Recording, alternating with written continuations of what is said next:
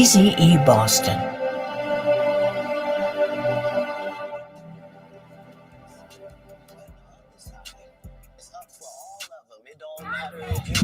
Good morning, everybody. Hey, get excited. Get excited, everyone. The dynamic duo is back on the air. It's Saturday, 9 a.m., October 18th, 2025, year of our Lord Jesus Christ. We are here. I am Clay Morris. That is Kevin Chrisom. Good morning, everybody. Back there looking dapper and handsome as usual. I got to hand it to the guy. I swear, don't pay him to say any of that, too. I got to hand it to the guy. He's got it. He's got it going on. I was doing just fine off camera before. I said, no way, kiddo. Yeah. You're not getting away with this. I need some help on this.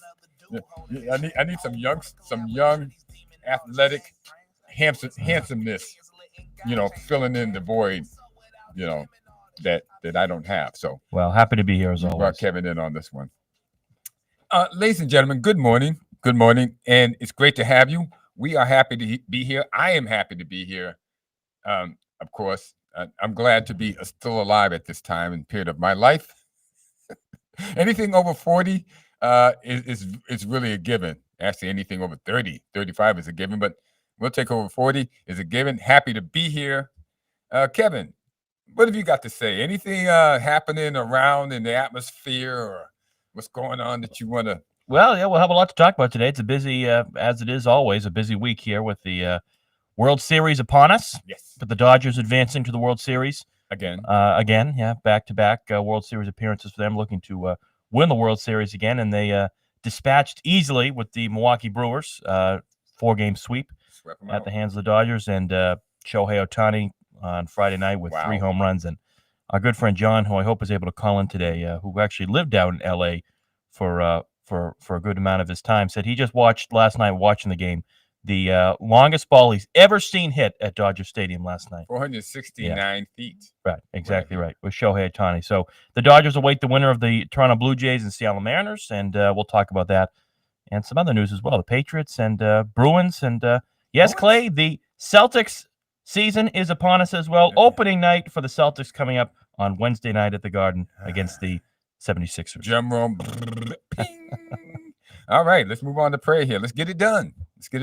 Ladies and gentlemen, prayers, as you know, we are doing prayers for victory in spiritual warfare. Bada boom, there it is. Prayers for victory in spiritual warfare. Because, ladies and gentlemen, boys and girls, when in a conflict, you are not dealing with flesh and blood that you see before you. You are dealing with the principalities and the spirits that inhabit and control that person. Spirits of the 7 deadly sins of envy, gluttony, greed, sloth, lust, resentment, and pride. And if you respond to this sin with anger, this sin has a pathway to get into you. Yeah, you open up a portal. So in chapter 6, we are putting on the breastplate of righteousness. Here we go. Lord, I sometimes experience anxiety and fear because I distrust your goodness and because of my unrighteousness. I am not perfect, and I have done and said things that I am not proud of. When trouble occurs, instead of boldly going to your throne of grace, because I don't feel worthy to be in your presence. Your promise to me is not built on my righteousness. Your promise to me is built on your righteousness. So when trouble occurs, I should put on the breastplate of your righteousness and go forth in Jesus' name. Amen. Very good. I learned so much, by studying scriptures and reading these things, and it helps me through my day. I try to read something every morning to keep me grounded, and it's not hard. Yesterday, I was pulled over by the police as I was driving through a red light. Talk about humbling. Well, you got pulled over yesterday as well? Yes, I was. Well, it was 3:30 in the morning, and I didn't think anybody. What are you doing out at that morning? In that time of the morning?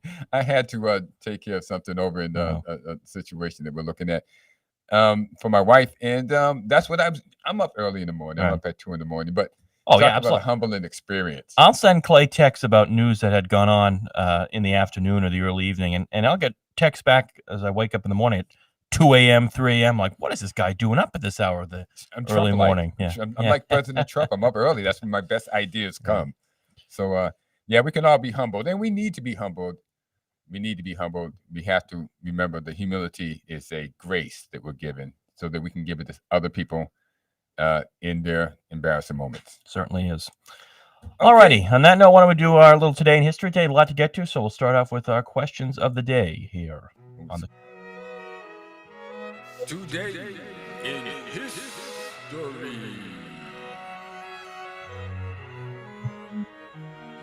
Two baseball questions and a football question for you, starting off on baseball. On October the 18th, 1925, Clay, 100 years ago today, New York Yankee, the great New York Yankee, Hall of Famer tonylazzeri had hit his 60th home run, not for the Yankees, though, of the season, for the Salt Lake City Bees of the Pacific Coast Minor League. Yes.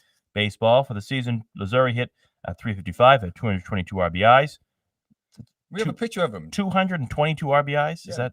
Yeah, That's not a typo. 222. Okay. The guy had 222 RBIs and 60 home runs. Make it easy. He hit it before Babe Ruth did it. Yeah, make it easy in that Pacific. Right there. There's a photo there if you're watching the stream. And yeah, back in the day with those uniforms. Anyway, also should know that he only played in 197 games that year and still 222 RBIs. Pretty impressive. But anyway, the Yankees came calling. They pried him away by parting with 3 players and a mere $50,000 at the time.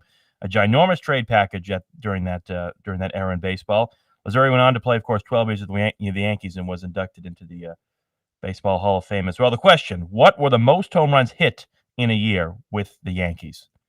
Now that's it's going to amaze you the amount of home runs he hit with the Yankees. Oh, I'm sorry, he hit in a year. He hit in a year because remember in 1925 he hits 60. Right. 60 home runs. Yeah. So what is the most amount of home runs he ever hit in one year with the Yankees and MLB? We're not talking. I can't wait till somebody looks that up and gets that answer. You're going to be shocked and amazed. I'm not talking Pacific Coast ball. This is the this is the real deal. Yeah. Okay. On October 18th, 1967, the American League owners voted to allow the Kansas City Athletics, that's right, the Kansas City A's, to move to Oakland, California, where they became the Oakland A's. Now, the Oakland A's have left Oakland. They left last year in 2024, and now the Las Vegas Athletics, or the Las Vegas A's of Nevada, play in Sacramento.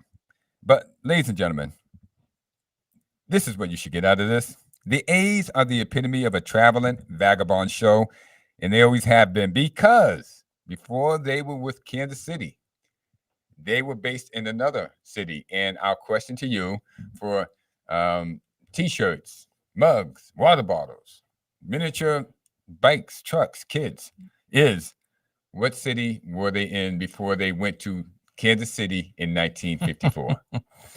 Still a prevalent question. A team without a home currently, as they wait to have their stadium built for them in Las Vegas, and the gotta feel badly for the people of Oakland, I guess, and they've lost in the past decade a football team and a baseball team. They decided to turn off the lights in Oakland. Yeah. From what I understand, it's not much to be there for. But from all those places to it's not on anybody's destination to go.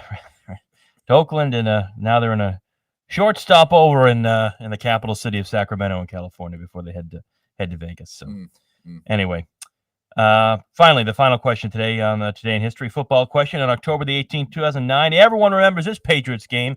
New England Patriot quarterback Tom Brady, of course, threw five second quarter touchdowns against the Tennessee Titans at the time, the lowly Tennessee Titans, and still lowly. The NFL record for touchdown passes in one quarter. He ended up with 6 for the game.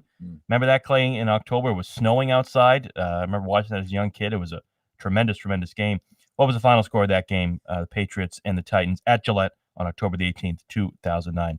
I'll give you a hint. It was a blowout. One team did not score any points. Let's put it that way. And the other team scored a lot of points. A whole lot of points. Hopefully we get to see that tomorrow.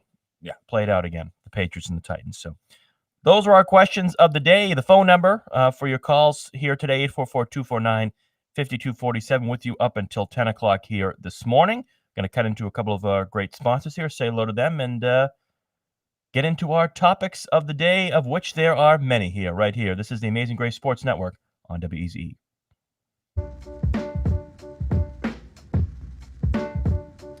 Hey, are you feeling a little achy or sore from the cold weather?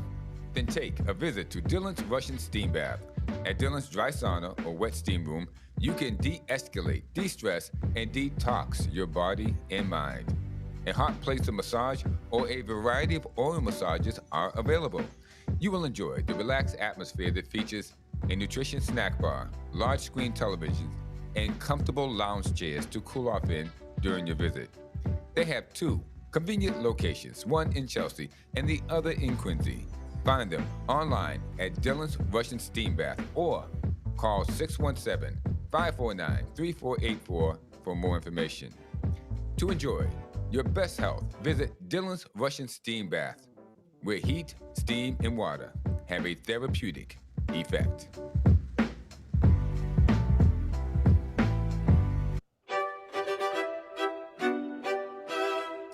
Well, my friends, I want to talk to you about computers. Is your computer screen cracked or have a black screen?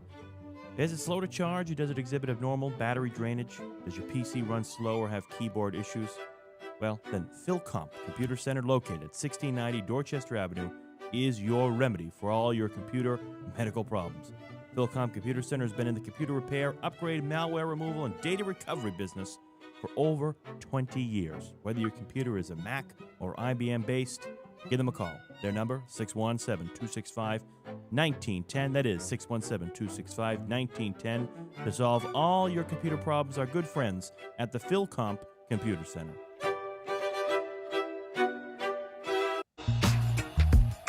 Do you want to live a happier, healthier lifestyle?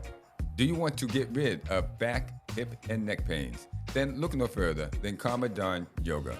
Karma is an accomplished and experienced yoga instructor who specializes in total body restorative yoga. So whether you are young or old, short or tall, in shape or out of shape, Karma is your best choice. Check out her classes and times at karmadonyoga.com. That's karmadonyoga.com. Your body and mind deserve good karma.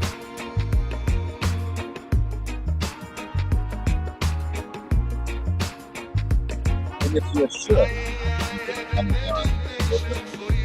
might end up a little bit taller. So if you're short, go to yoga and get taller. There we go. How you like that? Great sponsors here on the Amazing Grace Stretch you right Sports Network. And we have the best. If you're not really, give them a try, give them a shot, and you will call back saying they are the best in Boston, all of them. No doubt about that.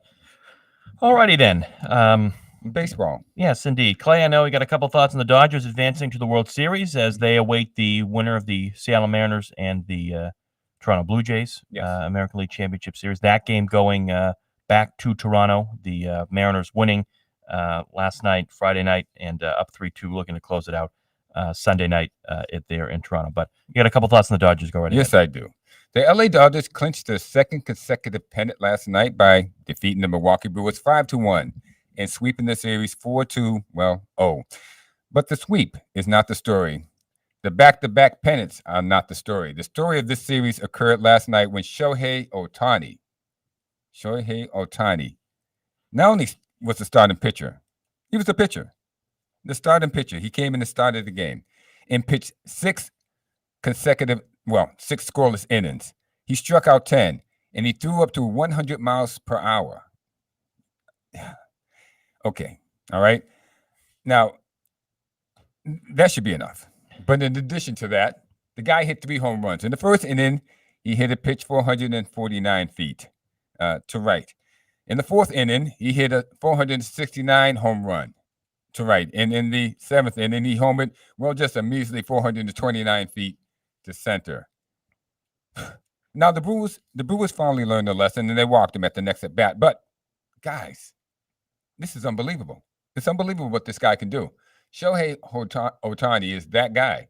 From what I understand, he was not having a great series. But a guy who can pitch you 6 scoreless innings and then hit 3 home runs, what more do you need? Now, when it comes to Ohtani, the performance of striking out 10 batters, 3 home runs speaks for itself. But another fact is that the Dodger organization in the last 10 years have made it to the National Conference Finals 7 times, and that speaks for itself. They have won it 5 times, and they have been in the World Series. Well, this is going to be the 3rd time with a possible. They've been in the World Series 5 times, and this could be a possible 3rd time that they win it. So for the last 10 years, the Dodger franchise has thrown caution to the wind and carried the banner as the most productive franchise in Major League Baseball. They care about their fans, and they spend whatever it takes to acquire and retain productive players. My money is on the Dodgers to repeat.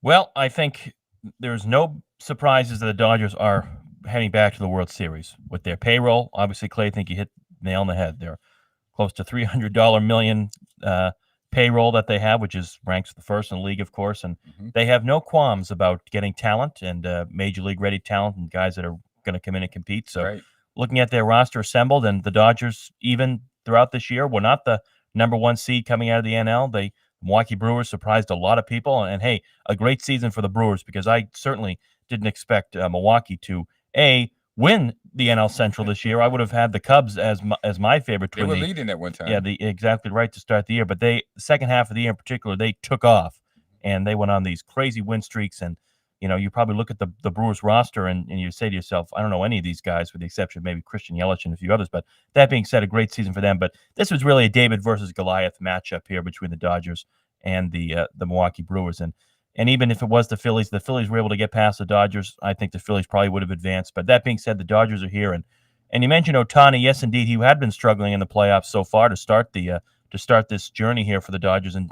his manager, Dave Roberts, even called him out and saying, we need Shohei Ohtani to be a little bit better. And he didn't hold back on that either. And, well, I think a little bit better translated into a lot better with what we saw last night with both at bat and on the mound as well for Mr. Ohtani. And the Dodgers, well, they continue to do what they do. And as Clay mentioned, the World Series appearances in 2017 and 2018 and then 2020 when they won the World Series, which I don't know if you want to say you put an asterisk on because of COVID year, I don't know. But they did finally win a real World Series last year, and why not? Better against the Yankees, so we'll take it. So I would expect them to be the favorites going in, regardless of whether it's Toronto or Seattle. If it is Seattle, that's going to be a great series, I think. Give us a rundown on what's going on with the Blue Jays and Seattle. Yeah, well, it's been a really good series, Clay. Back and forth, it's gone. Seattle took the first two games from the Blue Jays in Toronto.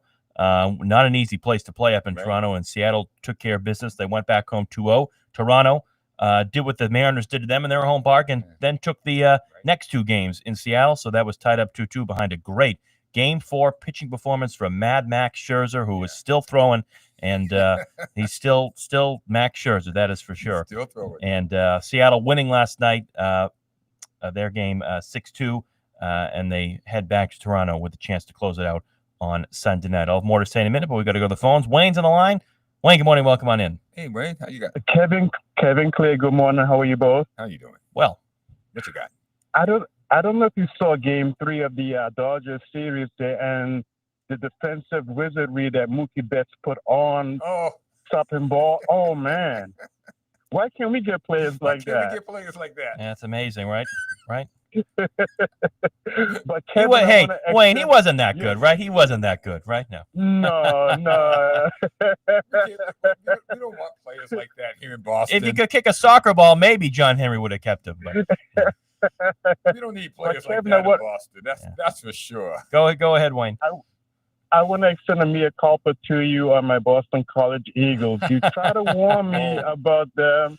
I had on rose-colored glasses, and you told me about the 5-7, 6-6, 4-8. I was a dreamer. Well, listen, Wayne. I admire the optimism. I really do. And when you have a coach like Bill O'Brien and you have assembled talent there, I would have thought they would have been a little bit better than 1-5 here. I mean, let's face it. They'll have to basically win out. Not basically, they'll have to win out for them to be bowl eligible. They can only afford to lose one more game before they lose bowl eligibility. So in their remaining games, the schedule is this afternoon against UConn, Louisville, who just upset, and they got to go to Louisville next week. They're 5-1. They just upset number 2 Miami last night down there in Miami in Friday night college football. Then they have Notre Dame at home, SMU, Georgia Tech, who's the number 12 team in the country at 6-0, and they finish off at Syracuse at the Carrier Dome. Wayne, I'm not feeling that they can win out. It's just a feeling like that. Just a feeling. Yeah, when you put it like that, it sounds like we have an impossible task ahead of us. Yeah. Well, listen, Wayne. It's really disappointing. But the one thing I'll say, and I appreciate him saying this. Some coaches, they try to hide behind their players' poor performances and things like that. But Bill O'Brien coming out and saying that the blame starts with him. He is the one to be held accountable here for not getting his players in the position to win these games. And there have been a lot of games this year. I look at the game against Cal. I look at the game against Stanford. And even I would say Michigan State to an extent as well, that the Eagles were in these games and that they should have won. And we had 3 games that we let slip through our fingers. Yeah. I think the Michigan State game was a revenge game, like we'll see in Tennessee with the Patriots and the Titans. Yeah, it's going to be a revenge game when we get to them. Oh man! What else you got? What do you got on the Patriots after that win last week in New Orleans? Well, like I said, you have to take the reins of this guy and let this quarterback play his game like he was playing against his brothers in the backyard. I mean, when you see the passes that he can make, and about time he's got a real OC to call plays for him and let him be himself. Exactly right. So, and it's amazing to see the transformation here to what we had all thought that this, and especially when a Mike Vrabel led unit, this was going to be a run-heavy offense. And that we saw that early on. Stevenson, well, he fumbled the bag, both literally and figuratively, and so it is now. And maybe that's a blessing in disguise, because it has allowed Drake May now to air the ball out more and to hit his receivers. And I know Stephon Diggs still waiting for his first touchdown pass, but he's looked really good. You got Booty, and you got Douglas and Hollins and Hunter Henry, Hooper, all these guys. I still want to see Travion Henderson involved more in the game plan. I really do. I don't think we've seen enough from him from that. I continue to say that, but what we're seeing now is not what we expected. I think going into the season here, we like it so far. Well, I think we're going to talk about that later. Well, I think the great thing about that is he's thrown to the open receiver. See, a defense cannot take away his favorite receiver, because who will that be? I mean, he's just like number 12 used to do. If you're open, the ball's going to be right in your chest on your numbers. Exactly right. No matter the name. Number 12 used to do. There he is. No matter the name on the back of no matter the name of the back of the jersey, you're going to catch the ball. You're open. I remember. You remember that thanks, Wayne. Have a great day, gentlemen. Always look forward to the show. Thank you. Clay, you remember sometimes when the Patriots were dealing with several injuries.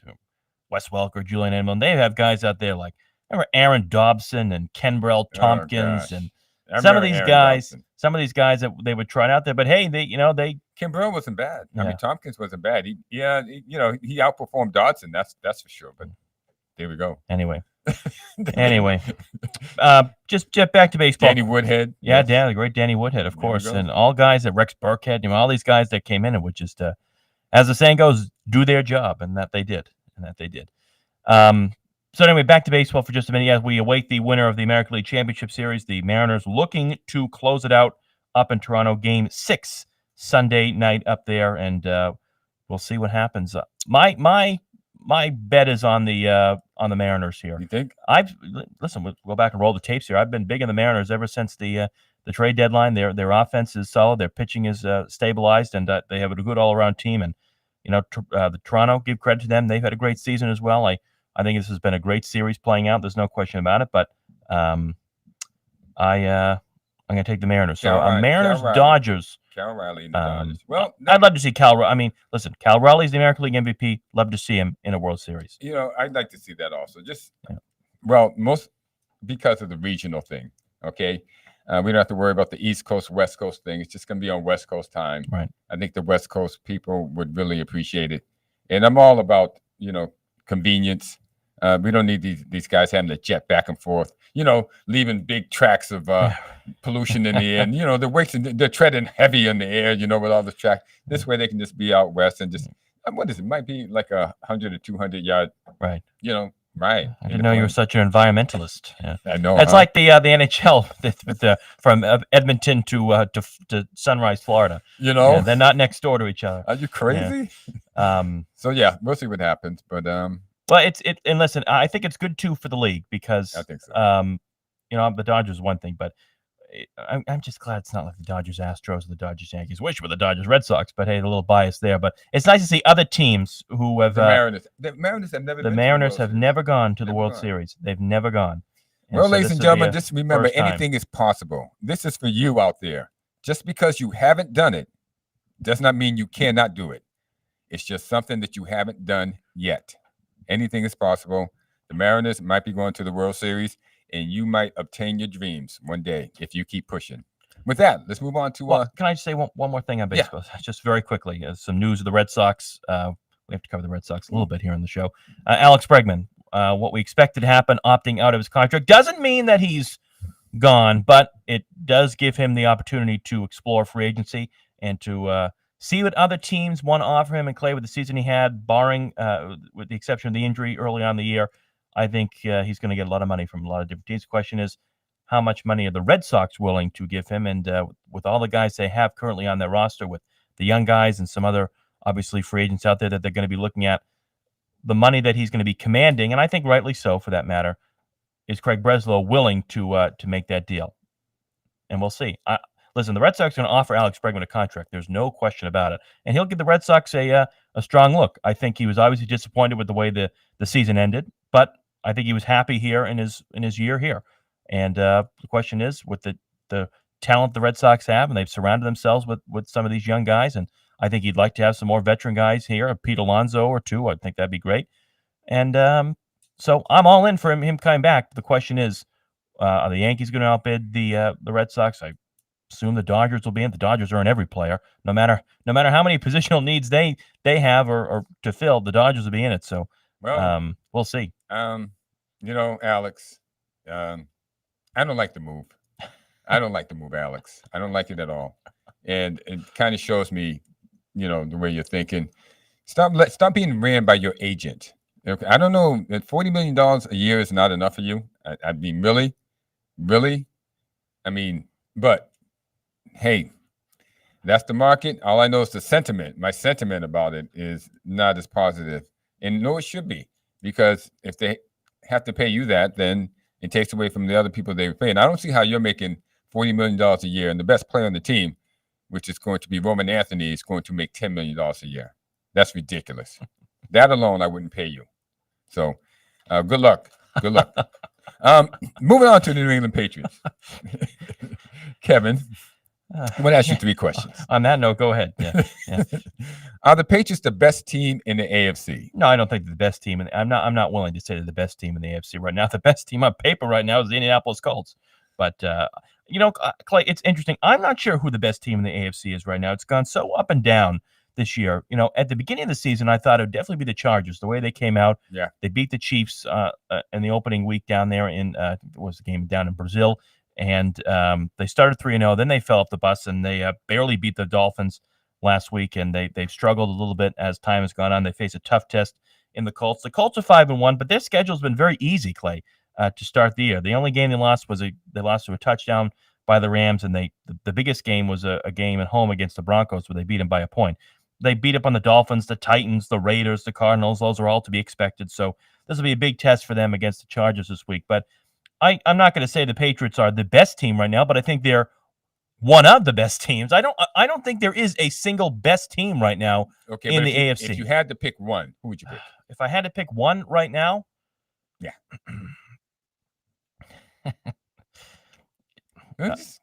Give me something. There's a couple of teams out there. I would say the Colts right now. Indianapolis Colts. He picks the Indianapolis Colts. Okay. Do you think Drake May, question number 2, do you think Drake May is a top 5 quarterback? I think right now he's certainly acting that way. I think he's certainly showing that he is and will be for years to come. And everybody says, well, the Patriots have an easy schedule. Yes, they do. They certainly do. There's no question about it. You're not even going to try to deny We'll take the Saints, the Titans, and the Browns in back-to-back games. Absolutely. Absolutely, we'll take that. No problem there.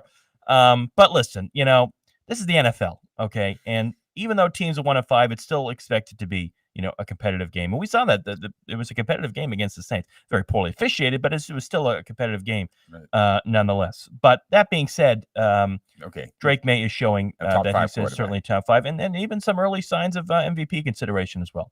Okay, well, we have this guy Drake May somewhere out here. But anyway, last question. It's like question number 3. It's a quiz show here. Who should get credit for the turnaround? Vrabel, McDaniels, or May? I think Can I give credit to all three? Yeah. I think May is responsive to what Vrabel and McDaniels have implemented. Obviously, there's maturity there from Drake May in year 2, but he's a product of his environment, I think, and he's been surrounded by two gurus here in Vrabel and McDaniels. And it's interesting. There was obviously some very slow start to start the year, Clay, with the loss against the Raiders and the Steelers, and we didn't know where the Patriots were going to be, but things are stabilizing now. So I think McDaniels and Mike Vrabel get the most credit here if we're giving out awards here for credit. Okay. Do you have answers to those questions as well, or? Well, I'll start with the first one. Are the Patriots the best team in the AFC East? Yes, they are. In the AFC East or in the AFC? Well, I kind of modified it for myself because that makes it a little bit easier. Yeah. But yes, the AFC East, yes, definitely they are the best team, and I knew it. None other than I predicted it. I predicted this occurrence before the beginning of the season. Yes, me, the Nostradamus of the NFL. But I must point out that Nostradamus has actually been wrong more than right, and so haven't I. But I got this one right, and it has nothing to do with the stars. It has to do with what I don't believe. I don't believe that Josh Allen is a top-tier quarterback, and I don't believe that Mike McDaniels is a good coach or that Tua Tags is a good quarterback, and I don't believe the Jets have a clue of what they're doing. So they only lead the Patriots, and they're on the top of the East. Question number 2, do I think Drake May is a top 5 quarterback? I definitely think he is. The only quarterbacks I rank ahead of him right now are Patrick Mahomes, Joe Flacco. I know this sounds crazy. Aaron Rodgers. I mean, because of their acumen and their knowledge. The sky is falling. Not because of their ability, but he's well coordinated. He's big. He's athletic. He's strong. He has quick feet and a strong arm. And I noticed last game that instead of running around and looking to run, he was moving around the pocket, utilizing his alignment, utilizing his linemen to buy time and distance. Now, that was Tom Brady-esque and to the nth degree. The guy can punt, pass, and kick. I take him over Allen and Jackson every day, so I think he's a top 5 quarterback. You wouldn't put Herbert in that consideration? I think he's in top 5, definitely.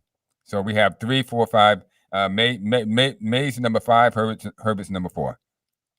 Number 3, I think Josh McDaniels is certainly a good reason for the success, which we're asking in question number 3. Who's more responsible, Vrabel, McDaniels, or May? I'd say it's McDaniels. I mean, Vrabel came in. He's doing a great job with the defense. We all know that because the other guy's been out. Terrell Williams has been out since the beginning of the season. He's had surgery, and I think he's had some problems medically. So Vrabel's been running that defense.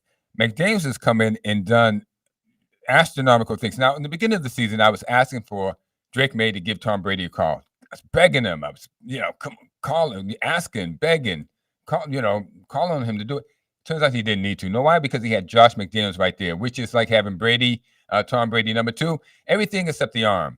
In other words, they think the same, they behave the same, they approach to the game, their mentally is the same. Josh McDaniels is that guy that Drake May needed. Now, there's a quarterback coach, and I think he's the liaison. He carries out the orders that McDaniels is given for Drake May to be prepared. But that's the guy that he needed. He needed either Tom Brady or McDaniels to show him the blueprint for success as far as what quarterbacks need to do and think in the NFL. So I give it to Josh McDaniels more than Drake May. But Drake May has grown by leaps and bounds. Well, there's no question there's been a maturity in his second year. And we even saw a little bit in his first year, too. I didn't see that. Well, there were glimpses of it. The problem is he had nobody to throw to, and he was on an island by himself. He had Booty, and he had Pop Douglas, and he had Kayshawn, the guy that's out in San Francisco catching Kendrick Bourne. Bourne. I mean, it was just a bad setup for him. It was a bad setup and bad coaching. Bad coaching. As we see with Flacco, he goes to Cincinnati. Come on, the guy threw for 300. It's a great game. 300 some odd yards. When he was in Cleveland, did you see anything that resembled anything that was going to happen? He was put in a situation to fail because the Browns were never prepared to go with Joe Flacco for the remainder of the season. We knew that. Wow. We knew they had Dylan Gabriel and do I dare say Shedeur, but you didn't answer the question though, Clay. The best team in the AFC. Who was the best team in the AFC in your mind? The New England Patriots. Okay, there we go on the record. Patriots. I would have said Buffalo, but the way the last 2 games Buffalo's played, the Sunday night game at home against the Patriots, and then going down to Atlanta, and they could not contain Michael Penix Jr. and Bijan Robinson, who's just a stud down there in Atlanta. Back in football. Buffalo's on the bye this week. Good for them. They need it after ceding control of the AFC, something Mr. Morris here has been predicting for a while now. So right there to those guys. I give you great credit for that, Clay. England Patriots. But the season still a long way to go here. They're going to get better. Well, their schedule certainly helps them. We still haven't even seen the Jets yet, so we'll take that. I can't wait. That's to see 2 wins right there. That's 2. Yeah, and another matchup against Buffalo, and we get to see Baker Mayfield. That's going to be a really good game. So there's some good games coming up for the Patriots. Some real test games, and one more against Miami. One more against Miami too. So I mean, you can't get better than this. We'll take it. Just a couple thoughts here on the game tomorrow. I would expect, I always say easy win. We hope it's not a trap game, but the Titans obviously coming out a tumultuous week after firing their head coach, Brian Callahan, the first team to fire their coach this season. I would expect perhaps a certain team down in Miami may follow suit soon. They should have fired him. Yeah, they should have fired him many years ago. But anyway, the Titans coming off that mishap incident, whatever you want to call it down there. And you got to wonder, Clay, if you're a Titans fan or Titans brass, you're saying to yourself, you got Mike Vrabel coming back into town. You got to say, why did we ever let this guy go? Why did we fire Mike Vrabel? I'll tell you why. Because you're the Tennessee Titans. These are the things you do in order to stay bad. And that's the reason why you did it. It's too bad. It's really too bad. But I think Mike Vrabel's in a spot where he really wants to be, and he's a good spot as well with a great quarterback. And, I think Cameron Ward must be saying to himself, what is going on here? My first year, I got coach is fired, and, I don't know. But let's do our commercials because we're going to come back and do our picks. Yes. I don't know if you wanted to say anything more on the game tomorrow. Patriots. Drake May, Josh McDaniels, Vrabel, Trevion Henderson are the front line of the Patriots. The front 4-3, those guys are stout. So I just feel like I'm antsy just thinking about it. I'm excited. So no, let's cut the commercial. There we go. All right. Who's hungry? Anybody hungry? Why don't we say hello to our friends at the Early American Diner?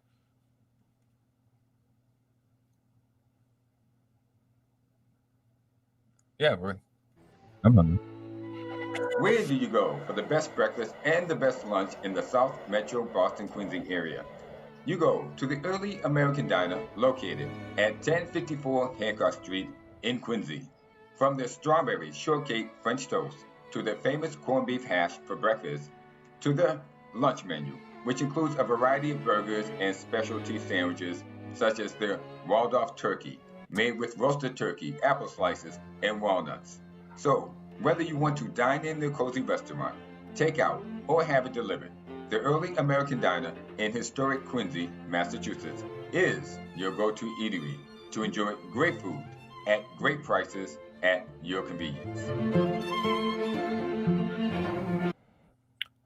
More people, Clay, ask me, where's this Early American Diner? What's the story here? Well, go check it out right there on Hancock Street in Quincy. Great spot.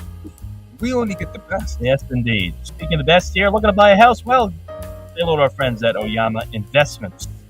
If you're looking for a smart investment or searching for a place to call home, we want to welcome you to Oyama Investments, where your dreams do find a foundation at Oyama Investments. Well, they're more than just your regular real estate firm. Well, they're your trusted partner. Building a secure future, whether you're investing in a property that will grow through purchasing a dream home, they do make the process easy, transparent, and rewarding. And they want to specialize in helping you find properties that align perfectly with your goals. Imagine yourself today owning a piece of the future. Whether it is a luxury apartment, a commercial space, or a family home in your perfect neighborhood. And well, if you're new to the real estate investment world, don't worry. They're here every step of the way, helping you make informed choices with confidence. Real estate prices rising. Never been a better time to invest. If you're ready to see your dreams come to life, visit their website, www.oyamainvestments.com. Give them a call, 617-221-8881 today, where your vision becomes reality. It's good friends at Oyama Investments. Only the best on the Amazing Great Sports Network. We are blessed. We are lucky, and we are happy. That we are. We have the best sponsors, period. That we are. Well, Clay is chomping at the bit here to get to our picks, but I know he has some back-of-the-envelope math here to share with us from last week's Week 6 picks. Clay, how do we do? Well, we went 10-4. both collectively 10-4. 10-4. All right, well, that's better than last week. Yeah, 10-4. We had it going on. We really had it going on until the last 3 games. The last 3 games turned out to be trap games for us. Detroit against Kansas City. We both took Detroit. Game 13, Buffalo going into Atlanta after losing to the Patriots. We both took, Buffalo, because Atlanta has always shown that propensity to fall and just face plant when you expect them to win, especially at home. They won. And then we took Washington, the phenomenal Jaden Daniels, playing at home against Caleb Williams in Chicago. We took Washington, of course, and they were favored by 4.5. Right. Buffalo was favored by 4.5. And the fourth loss, I know for me, as I said off air, you give some teams, your vote of confidence after they have some weeks and you don't pick them and you get burned by that, like I did with the Jacksonville Jaguars for a couple of weeks. And I said, all right, finally, I'll pick the Jaguars. I watched that Monday night game when they were home and beat Patrick Mahomes and the Chiefs. And I said, all right, let me give Trevor Lawrence my vote of confidence. And, well, how'd that work out? Not so well last week when they lost to Seattle at home and Sam Darnold. I only have one thing to say about that, Kevin.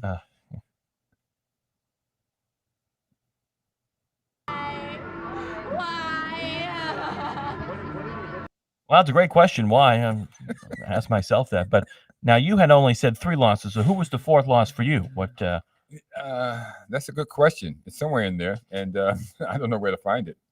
Well, we'll take I know you we at your both took word, Tampa Bay. So we both took Tampa Bay. Big win for them down there against Mac Jones in the 49ers. And it doesn't matter. I could be 11-3. I could be 10-4. One game, it doesn't matter. Close enough. We're in there. Except for the last 3, we would have just mastered this whole thing. So let's just get to our picks here. All righty, Week 7 in the NFL here. Can you believe, Clay? We're already into Week 7. And Clay, before we do that, I want to give you a second because we've got some time. I know you've been talking about this a lot. The Thursday night game. Oh, just your thoughts on that. Guys, that had to be one of the best. Well, that is the best game of the year. And we watched 2 40-year-old quarterbacks doing it. And, I'm not even an Aaron Rodgers fan. Aaron Rodgers really just raises the heckles on my neck. We know that. Okay. Yeah. But Aaron Rodgers looked like a 25 to 30-year-old Aaron Rodgers out there. He was quick. He was fast. He was decisive. He moved out the way. He bought time. The guy was unbelievable. And Joe Flacco, as you guys know, Kevin's been ribbing me about Joe Flacco for the last 2 years because I think Joe Flacco is a good quarterback, and he proved it yesterday. He just needed to get with a good team instead of the stumble bums, the Browns who's been playing him like a yo-yo over the past 2 years. He needs to get away from those bums. And now that he's with Cincinnati, the guy can go throw for 350 yards and 3 touchdowns. I mean, this is crazy, but that's what kind of guy Joe Flacco is, and that's what kind of guy Aaron Rodgers is. They're in the top 5, if not the top 6 of the NFL right now in quarterbacks, period. Well, with a performance like that, it maybe won't be a lost season for the Bengals. A lot of people thought when Joe Burrow went down with the injury that it wasn't going to work out this year, and, well, the trade for Joe Flacco just may help save their season in Cincinnati. I think it's going to do it. Yeah. Anybody got any thoughts differently? Call 844-249-5247. If you think Joe Flacco is washed up, 844-249-5247. If you think he's still got the goods, which I do. A big 33-31 win.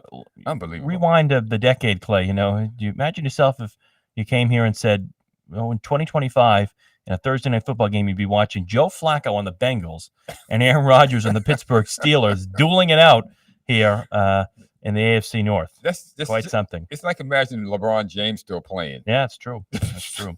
But anyway, at least Joe Flacco and Aaron Rodgers, they actually try. Yeah, exactly right. So that was a great Thursday night game there in Cincinnati. All righty then. To the matchups we go. Another Sunday morning game, Clay, 9:30 in London, Wembley Stadium in London. We have the LA Rams out there and the aforementioned Jacksonville Jaguars traveling to London here, as they always do. Rams favored by 3.5.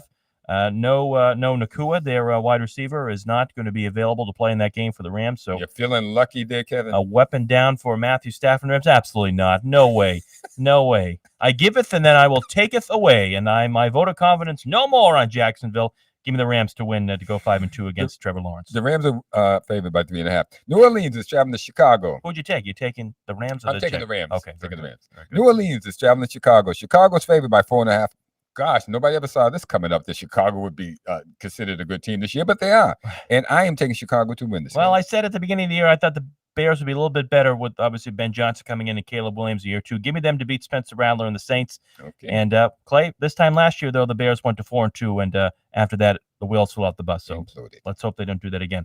This is a really just such a bad Sunday afternoon game. The Dolphins traveling to the Browns to play Dylan Gabriel and the really? I think Browns. I think they're going to put Shador. Oh, maybe they will. The sky is falling if that's the case. And it's already fell. And Tua calling out his players, and it's just a disaster down in Miami. But I think Cleveland's defense better, obviously, and I think he'll be able to contain Tua. Give me the Browns at home against the lowly Miami Dolphins. And I'm rolling with you. What's it going to take for Mike McDaniel to be fired down there? Same thing it's going to take for the Cleveland owner to realize he just runs a mess up there, and I don't think it's ever going to happen. But I'm taking Cleveland. They're up by 2.5 on this one. Las Vegas is traveling to Kansas City. Now, this is an inter-conference rivalry that's been going on since, Las Vegas Raiders were at Oakland. It used to be the Oakland Raiders in Kansas City. Always win at each other. I'm taking Kansas City on this one at home. They're favored by 11.5. That's enough for me to take them. Take the Chiefs as well. The Raiders obviously winning last week at home and only the second win of the year. Geno Smith has not been playing well. I'll take the Chiefs at home, 3-3. Big win on Sunday night against the Lions last week. And so I expect them to go to 4-3 and keep competing as best they can in a increasingly more difficult AFC West. Patriots travel obviously to Nashville to play the Tennessee Titans. Cam Ward down there. Mike Vrabel returning home in a revenge game. That's okay. Patriots easily down there against the Tennessee Titans. I'm going with the Patriots also on the road. The Patriots are favored by 6.5. That they are. Unbelievable. So I think this will be another good matchup for Drake May down there. I'm looking forward to Mike Vrabel come back and showing Titans fans, Titans ownership that hey, maybe you shouldn't have gotten rid of me, but hey, we'll see. Okay, Philadelphia. Philadelphia is traveling to Minnesota. Now this is a tough one. This really is a tough one. But I'm going with Philadelphia. I'm going with Philadelphia. There we go. Well, maybe a slip up there. I don't know. Do you want to retract? Is that the final answer? They've lost 2 in a row. Yeah, they have. Yeah. They have. And some folks are concerned. The Thursday night loss against Jacksonville and the Giants, and then obviously the one against Denver where they just completely imploded and blew the lead there. But no J.J. McCarthy up there in Minnesota. Obviously, anytime you're going up there to play a Brian Flores-led defense, it's difficult. Carson Wentz maybe trying to get some revenge against the team that drafted him. But that being said, I don't expect the Eagles to lose 3 games in a row. And Jalen Hurts, would you please throw the ball to A.J. Brown? Please. Thank you very much from a fantasy owner here. We have not differed on anything. We're gonna not yet. So I'll take the Eagles on that one. Okay, you got the Eagles, and we still haven't differed. So. Yes, and another lowly 1:00 matchup heading to the Meadowlands. The winless New York Jets. Clay, they can't win at home. They can't win in London. They can't win anywhere. And they coming back after a loss against the Broncos in London last week. They welcomed the Carolina Panthers into town. The Panthers have been all over the place. They've been blowing out teams. They've been getting blown out themselves. It's been a sort of a strange 3-3 start for them. But, some folks are willing to take the Jets at home. I'm not one of those people. The Panthers, they kicked the teeth in, even though it was a close game, of the Dallas Cowboys last week. Give me Carolina at the Midlands. I am taking New York. There you go. So all right. Let it be said, the first win for the Jets. Clay is ready to predict that. Remember, Nostradamus is more wrong than he's ever been right. Hey, Clay, but don't forget, it's not the same Jets. That's what Aaron Not Glenn the same old saying. Jets is what they say. Yeah. But speaking of New York, we have the New York Giants traveling to Denver to take on the Denver Broncos at Mile High, in Power Field and Mile High Stadium. Okay, Denver's favored by 7.5, and that's enough for me. I'm going with Denver. Yeah, I'll take Bo Nix and the Broncos as well. This is going to be a tough matchup, I think, for young Jackson Dart and the vaunted Denver Broncos defense out there, and obviously the Broncos coming back from an international game, and I'll take them against the Giants there. But the Giants, hey Clay, the Giants have surprised a lot of people. I know they've only won 2 games, but it's been a strange. I love Jackson Dart. Listen, he's going to have a great career here in the NFL. There's no question about it. But give me Bo Nix and the Broncos here. Okay, you got it. Alrighty, 4:00 game, which I think is going to be actually a really good contest here. 2 of the best in the AFC. Ooh. Daniel Jones and the Indianapolis Colts traveling back to the West Coast where they lost already once to the Rams at this very same stadium in Inglewood and playing the Chargers this time against Justin Herbert. Give me the Colts and Daniel Jones. I'm still on the Daniel Jones express here. Give me them to beat the Chargers. The Chargers obviously are 4-2. They've lost 2 games in a row before they barely beat Miami last week down in Miami. Something's up there. Some injuries, some inconsistencies, but I think it's going to be a really great game. But I'm willing to roll with Daniel Jones here in the Colts. I'm rolling with you, kiddo. I'm rolling with you. You got me there. You talked me into it. I am rolling with Indianapolis. And you said Indianapolis was the best team in the AFC, so at least right now. Right now. Washington. These are old rivals. The Washington Redskins, what they used to be, but they're not anymore. They're now the Washington Commanders traveling to the Dallas Cowboys. If they can change the name from Redskins, they might have to change the name from Cowboys to Plainsmen. Okay, the Washington Commanders and the Dallas Plainsmen. But anyway, we have Dallas, and they're favored by 1.5. They're playing in Dallas Stadium. I am taking Washington to win this one. I'll take Washington going to Jerry World, take care of the Cowboys. And the Cowboys, obviously, they needed to win against the Panthers last week. Couldn't do it. Couldn't do it. And Washington losing at home on Monday night to Caleb Williams last week. I expect them to rebound and take care of Dallas, and still in contention there early on here in the NFC South. Give me them against the Cowboys. Green Bay travels down to Glendale, Arizona to play the Arizona Cardinals. No Kyler Murray this week, Clay. I think Jacoby Brissett is back in there. Jacoby did not play poorly last week. Yards. Yeah, and almost had a chance in that game to beat the Colts in Indy as well. But almost. I expect Jordan Love to be just fine here, and give me the Packers to go down to Glendale. That has been the story of Jacoby Brissett's life. Almost. He's but couldn't. Always right there. He could have been that guy. He could have won that game. Almost. And there's going to be no almost here. I'm taking Green Bay to blow them out. Green Bay's favored by 7.5, and that's all I need to know. Atlanta is traveling to San Francisco. Now, here we go again. Okay. I'm taking Atlanta. We're going to take Atlanta to win, and we'll see what happens. I'm with you, too. I'm rolling with Atlanta here. With the way Bijan Robinson steamrolled the Bills' defense, I would expect him to do the very same against a depleted 49ers defense. Fred Warner suffered a gruesome injury last week against Tampa Bay. He's out. Bosa's out. They've got injuries everywhere. Mac Jones doing what he can, obviously, but I would take Michael Penix Jr. The Falcons going to take the next step. Well, they have the talent, I think, to do so, at least on offense. It all starts week after week, and the Patriots and Falcons will face off each other in 2 weeks as well. But for this game, Sunday night in Santa Clara, give me the Falcons on the road against the 49ers. You got it.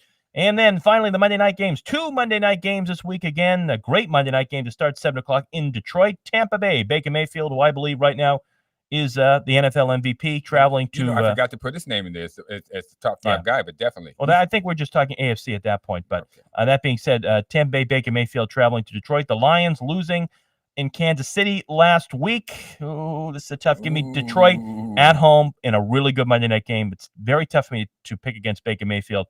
But even with all the injuries they have in offense, Clay, Baker's still getting it done. But I like the Lions at home.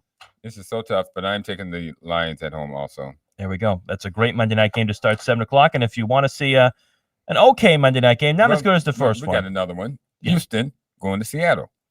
This is at 10 o'clock. Correct. You're going to stay up and watch it? Who the heck wants to? Anyway. But anyway, Houston's traveling to Seattle. I'm taking Seattle. I'm going to make this quick, fast, and in a hurry for everybody. The final 2 minutes here in the show, yes, I will take Seattle as well against the Houston Texans. And Seattle, a big win, obviously, last week on the road against the Jacksonville Jaguars. Sam Darnold looking good, 4-2. And, the Texans, 2-3, lost, but 2-4, and they're just glad they play in a bad division. I think we have like a minute left. Is there something you want to say about the Bruins? Since you want to mention them, I don't. Those guys just stick in my craw. Well, the Bruins are 3-2. They've let up 10 goals in the last 2 games after starting the season 3-0. They lost this past Monday, to Tampa Bay Lightning, and they had a game in Vegas on Thursday evening. They lost 6-5 in a crazy game. They continue their trip out there now. The Colorado Avalanche tonight at 9 o'clock in Colorado and Denver. Bruins 3-2 to start off the year. How's that guy Brad Marchand doing with the Panthers? I think the Panthers are going to do just fine. If any team is equipped, although the Panthers are 3, they've lost. They started 3-0. They lost 3 in a row to start the year. They're 3-3 here. But if any team's equipped, Clay, to go back to the Stanley Cup, I would say it'd be the Florida Panthers. But so we'll monitor the Bruins. And Clay, just quickly, 50 seconds here. The Celtics are back as well. Mm-hmm. Wednesday night tip-off. Any expectations, optimism, pessimism? Pessimism. Any ism? Pessimism. Ism. Yes. Can you believe we're already back? Like the NBA's back. It's Well, crazy. yeah, they need to be back. And LeBron James is not going to play because he's got sciatica. Well, it's a shame. And he wants to get traded to another team. It's a shame. He's going to take Bronny, who's hit like 3 shots out of 33 and should not be in the NBA. But, hey, take them all. Somebody's got to get a package deal. You get 2 for the price of 1. And you get Bronny and LeBron to mess up your team. Both of them by themselves are capable of messing up a team. There we go. A lot going on here in the sports world. As always, we'll continue to monitor it throughout the week and give you a full report next week. My friends, enjoy the weekend and talk to you then. I don't think there's a D in their name. There's no defense in Bronny or Bron. See ya. No defense. Right? Get uplifted